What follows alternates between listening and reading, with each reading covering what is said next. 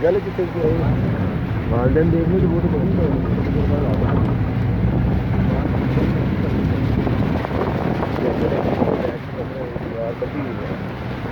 कोई नहीं मजा आ रहा यार इस तरह पाई नहीं वैसे टी शर्ट लिखी है नहीं तो बस बाइक पे आना पड़ेगा आ रहे बाइकें तैयार हो रही हैं बस एक बाइक का जो है ना इंजन होने वाला रह गया वो करवा लेना इंशाल्लाह उसके बाद